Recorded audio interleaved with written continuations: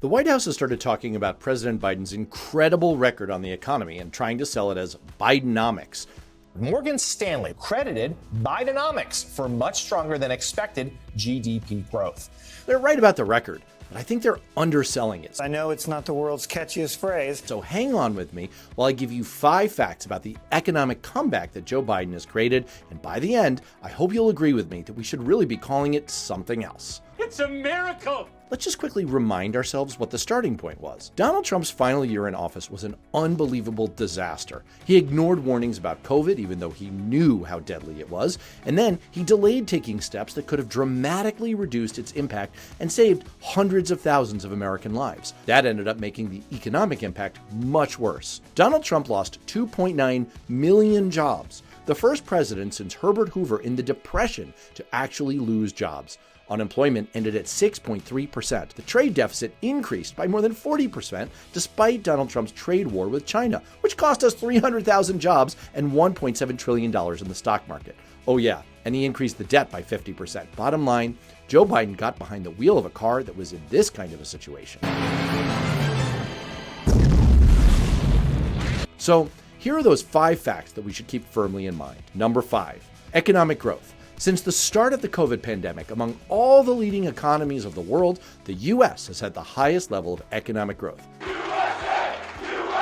It's the size of the pie, and our pie has gotten bigger, faster than all the major economies of the world. Number 4, savings. It's great if the pie is bigger, but what about all of our individual slices? Under Joe Biden, those have gone up too. On average, our bank accounts are 10 to 15% higher than they were before the pandemic. President Biden made a choice to give people the assistance they needed so that we could keep up our lives and get our economy back to normal. Number 3, wages. You might be thinking, what about our take-home pay? Hasn't that gotten eaten up by inflation? The answer is, yeah, for a while that was true. But in 2023, wages have gotten out ahead of prices again. In fact, pay for non-managers has been consistently getting stronger, and for the lowest wage workers, it has grown at an astonishing rate in the last few years. Number 2, inflation. Let's go back to that image of Joe Biden getting behind the wheel of a car.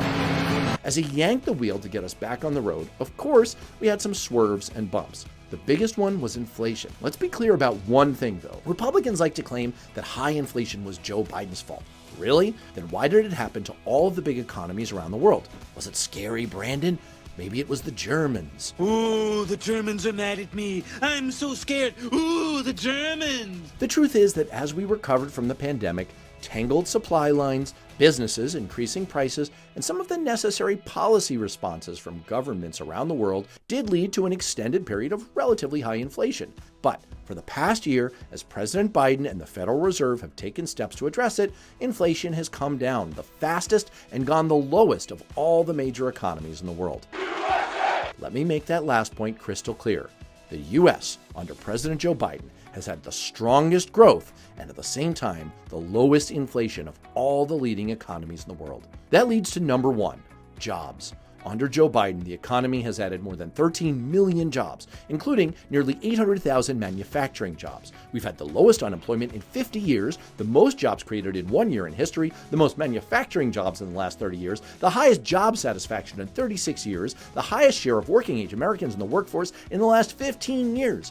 With manufacturing construction soaring because of Joe Biden's manufacturing investments, we have the best prospects in memory of continuing to create good jobs in America. So there you have it. Think about where we were 2.5 years ago. Think about where we are now. Republicans and Fox News cry, scream, and complain all they want, but those are the facts.